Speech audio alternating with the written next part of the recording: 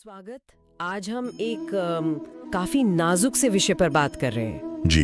जब हमारे रिश्ते जिनसे हम इतना जुड़ाव रखते हैं, परिवार, दोस्त, साथी, वही कभी कभी बहुत दर्द देने लगते हैं। हाँ, ये होता है अक्सर। तो सवाल ये उठता है कि भाई ऐसे में करें क्या। बिल्कुल। हमारे पास ना जब रिश्ते रुलाएं, कृष्ण का मार्गदर्शन नाम के लेख के कुछ हिस्से हैं। अच्छा। तो आज हमारी कोशिश रहेगी कि इन्हीं से समझें कि भगवान श्री कृष्ण इस इमोशनल उथल पुथल से निकलने की क्या राह दिखाते हैं। बहुत दिलचस्प, चलिए देखते हैं। तो पहला पॉइंट जो इसमें है वो थोड़ा चौंकाता है। अक्सर हम सुनते हैं उम्मीदें रखो, बात करो, पर ये कह रहे हैं कि अपेक्षाएं ही दुख का कारण है। हाँ, गीता का वो श्लोक भी है, कामेशः क्रोधशीये वाला। इसका क्या मतलब है रिश्तों के लिए? देखिए, बात बहुत सीधी है। श्री कृष्ण कह रहे हैं कि ये जो इच्छाएं हैं, कामनाएं, खासकर वो जिनमें रजोगुण ज्यादा हो, मतलब तीव्र अपेक्षाएं, हाँ, जब वो पूरी नहीं होती तो क्या होता है?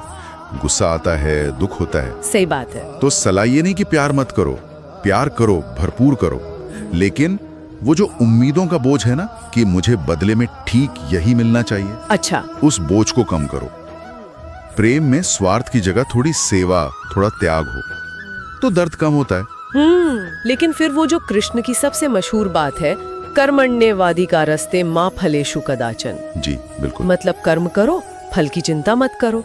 अब इसे रिश्तों में कैसे लगाएं? मान लीजिए कोई है, बेटा है, दोस्त है, वो अपना फर्ज निभाए जा रहा है, हाँ, और सामने से कुछ नहीं मिल रहा, न प्यार न सम्मान, तो ये तो बड़ा एक तरफा सा नहीं हो गया? क्या मतलब है कि बस देते जाओ? ये सवाल बहुत लोग पूछते हैं। देखिए, यहाँ बारीकी है। कृष्ण फल की चिंता छोड़ने को कह रहे हैं, कर्म छोड़ने को नहीं। ठीक है। मतलब आपका जो रोल है, आपकी जो ड्यूटी है, एक अच्छे दोस्त की, बेटे की, पति की, वो आप पूरी ईमानदारी से निभाओ। ये आपका धर्म है। लेकिन उसका नतीजा क्या होगा, सामने वाला कैसे रिएक्ट करेगा, वो सम्मान देगा या नहीं देगा, वो आपके हाथ में है ही नहीं। बात तो सही है। और जब आप ये मान लेते ना कि नतीजा मेरे कंट्रोल में नहीं है, तो मन थोड़ा हल्का होता है। ये कोई हार मान लेना नहीं है, ये एक तरह की आजादी है कि आपकी खुशी सिर्फ इस बात पर टिकी नहीं है कि दूसरा क्या कर रहा है। ये नजरिया थोड़ा अलग है। अच्छा, फिर इसमें अहंकार की बात भी है। दुर्योधन और सुदामा के उदाहरण दिए हैं। अहंकार कैसे रिश्तों को खराब करता है? अहंकार तो जी प्रेम का सबसे बड़ा दुश्मन है।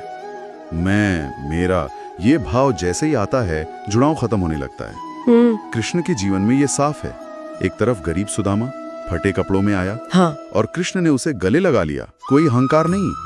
दूसरी तरफ दुर्योधन का अहंकार देखिए, जिसने सब बर्बाद कर दिया। सही। अहंकार आपको दूसरे का दर्द, उसकी जरूरत समझनी ही नहीं देता।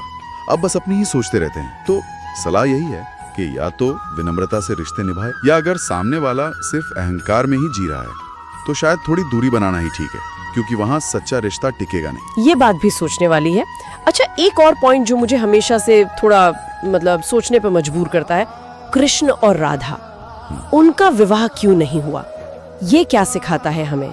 क्या अधूरे रिश्ते भी ठीक हैं? ये बहुत गहरा सवाल है और इसका जवाब भी गहरा है।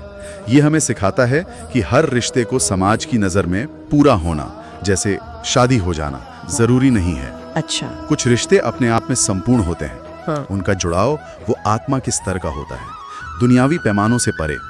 राधा कृष्ण का प्रेम वैसा ही था। हाँ। ये हमें एक तरह की स्वीकृति सिखाता है कि ठीक है, हर चीज वैसी नहीं होगी जैसा हम चाहते हैं, पर उसका महत्व कम नहीं हो जाता।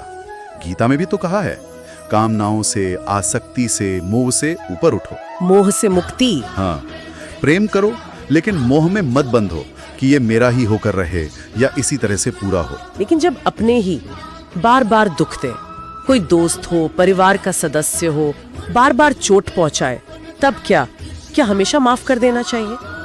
कृष्ण का क्या कहना है इस पर? देखिए, कृष्ण ने अन्याय सहने को नहीं कहा, अर्जुन को युद्ध के लिए तैयार किया। हाँ, ये तो है। लेकिन उन्होंने शिशुपाल के 100 अपराध भी माफ किए थे। तो शायद रास्ता बीच का है। पहले कोशिश करो, समझाओ, रिश्ते को बचाओ। ठीक है। पर अगर कोई समझने को तैयार ही नहीं, उसकी प्रकृति ही वैसी है कि वो चोट देगा, तो उसे मनी मन माफ करके उसके कर्मों पर छोड़ देना, ये शायद अपनी शांति के लिए जरूरी है। अपनी शांति के लिए? हाँ, क्षमा असल में दूसरे से ज्यादा खुद के लिए होती है। वो बोझ उतर जाता है, मन हल्का होता है। और जब दर्द बहुत ज्यादा हो, जब लगे कि अब बस सहन नहीं हो रहा, तब कृष्ण की कौन सी बात याद रखनी चाहिए? क्या है जो हिम्मत दे? 2 बातें बहुत शक्तिशाली। पहली, माँ शुचाहा। शोक मत करो।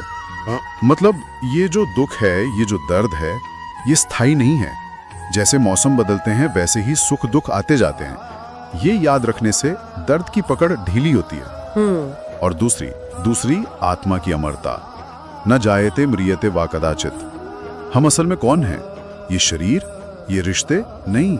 हम वो आत्मा हैं जो ना जन्म लेती है, ना मरती है। अच्छा। उसे कोई धोखा, कोई रिश्ता, कोई दर्द तोड़ नहीं सकता। हम उससे कहीं ज्यादा बड़े हैं, गहरे हैं। ये एहसास बहुत हिम्मत देता है मुश्किल घड़ी में। वाह।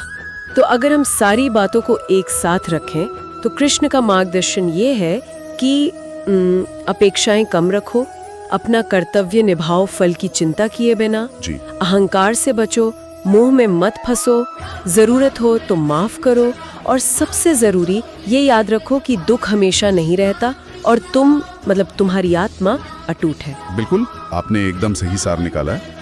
और सुदामा वाला उदाहरण ये भी दिखाता है कि सच्ची दोस्ती कितनी सरल, कितनी अनमोल होती है। हाँ, वो भी है। तो ये एक तरह से रिश्तों के दर्द को खुद को जानने का, अंदर से शांत होने का एक मौका बनाने जैसा है। कर्म पर फोकस, फल से दूरी और बिना मोह का प्रेम, यही कुंजी है। जी बिल्कुल। इससे रिश्ते बोझ नहीं लगते, बल्कि शायद हमारे अपने सफर का हिस्सा बन जाते हैं। बहुत खूब। और चलिए श्रोताओं के लिए एक सवाल छोड़ जाते हैं सोचने को।